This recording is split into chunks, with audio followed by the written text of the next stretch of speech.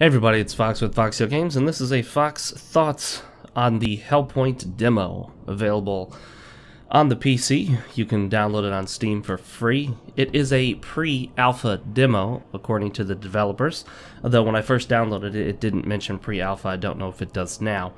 I did mention to the developers that I thought it was very important that they specify that, but this is Hellpoint.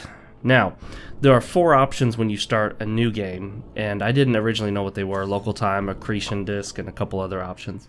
I do believe I figured all this out. You can figure out a lot about the game by reading the Steam game description. So, this is basically a Souls-like in terms of the third-person action RPG combat, but there are some different things about it. Based on the time of, sort of like the time of day, really it's more accurately described as how close you are to this black hole or this singularity. Based on how close you are to that, which is measured in sort of time, it changes what happens in the game. It changes how difficult the enemies are and whether there'll be certain unique events that will occur and whether certain unique enemies will appear. The footage you're looking at right now is from when I first started playing the game originally. Some of this you also saw in my Fox First Sent, but I've got a lot of new footage as well. Gotta say that starting out this warrior character definitely was my preference just by looking, because even though it didn't describe what the differences were between the 3 different classes or starting builds, this one looked the coolest. I gotta say, I am just impressed with how awesome the armor looks straight out of the gate. The shield is okay, the axe is okay. Now you will notice some, best way to describe it, some jankiness. You will notice some stiffness to the controls and the movements and the animations. You will notice some missing sound effects or sound effects that don't play properly. Some sound effects play too loud or too soft. That is part and parcel of an alpha demo, especially if they're saying basically it's pre-alpha. So this is at least what is it, 9 months out or more. I think they're planning a release in March of 2018. This is the split screen feature, which I accidentally stumbled upon, didn't know was in it originally because I didn't read the Steam description before starting it out. But yes, you can play 2-player co-op split screen on the same computer. I could not find someone to play with at the time. My wife was busy doing other things, and she's not a big fan of these Souls-like games anyway. But that's why you see the character at the top is not moving. That's because I can only control one at a time. But you could control one with the mouse and keyboard and one with a controller, or you can hook up a second controller and control them both with gamepads. I was playing with the Xbox One controller through X input. Definitely recommend a controller here, although you can definitely play with mouse and keyboard. I did for a bit. Like I said, this is a Souls-like, and you'll see that from the gameplay footage. So expect there to be a sort of like tactical, precisely timed combat in the third-person action RPG category. These are your equivalent of bonfires. These are your spawn points after you die. They're called breaches. As you can see, it looks like outer space. That's cool. I love space. I love space themes. You can use up Axion items that you have, which functions just like souls. And you can use these to both upgrade your weapon and upgrade your character by investing points in various stats, which would include strength and things of that sort. So yes, in many ways you can see the similarities to the Souls games, but the setting is very different. This is something I've been longing for. A sci-fi space-themed setting. You are on a space station, if I'm not mistaken, and the space station is very close to a black hole or a singularity. I'm not exactly sure the language they used in the Steam description. I haven't read it in a while. But like I said, that proximity to that spatial event is what's causing some havoc in the game world. And so the space station appears to be somewhat derelict. No one appears to be running the show the way they're supposed to be. And you were created, apparently, from some sort of being or computer life form. And so you're trying to figure out what your purpose is. Later on in the game, I actually did find an area that's somewhat hidden where you can get more story out of the game, which was really cool.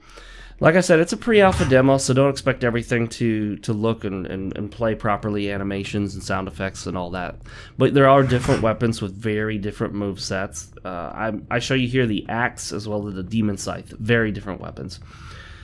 So, when you hit enemies, you regenerate your blue bar up there, which functions like basically magic. I had a spell that I could use to heal myself by hitting the Y button, and I needed a certain amount of magic for that. You can also use the Y button to initiate certain special moves you get from weapons, and you actually level up the weapon as you use it.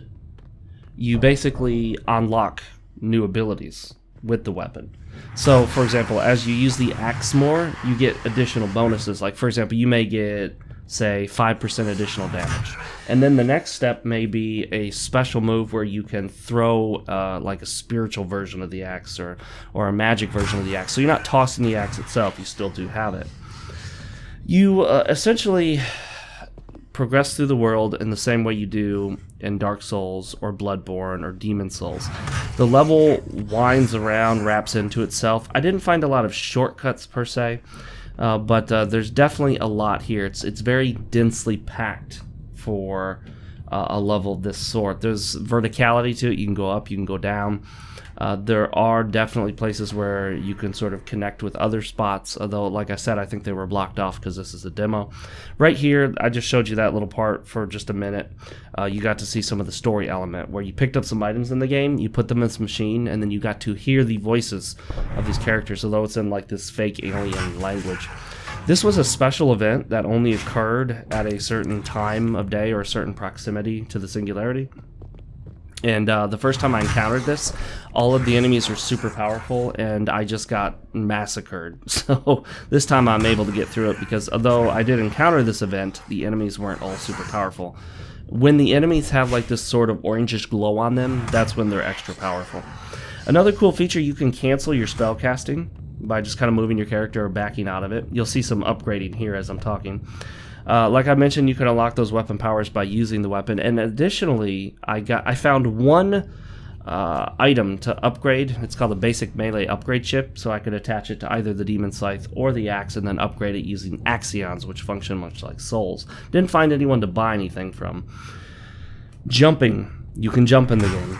It is a thing. This is a little bug I encountered. Yes, the guy's stuck in the ground. So I just wanted to show you, yeah, there's little bugs as well. But hey, this still happens in fully released games. So hey.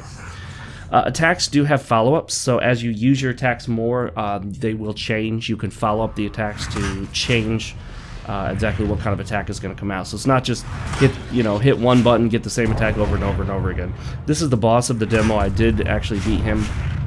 Really cool dynamic. I don't want to ruin it for you, but the boss does change part of the way through, and if you don't figure out what the particular mechanic is, you will die over and over again. I figured it out eventually, and I think that I was really proud of myself for finally figuring it out, but you won't see it here. Now, one of the unique things about it, other than the sci-fi element, is that when you die, and this is a Souls-like kind of element, instead of just picking up your axions from the ground, you actually have to go and find your, like, sort of specter and defeat the specter. And then when you defeat that specter version of yourself, you'll actually get your axions back. So you do drop the axions that you have on you when you die, and then you get them back if you're able to defeat that specter.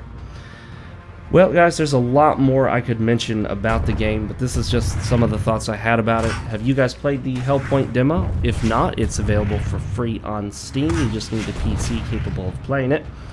And if you do try it out, let me know what you think in the comment section below on FoxeoGames, and I will see you guys next time.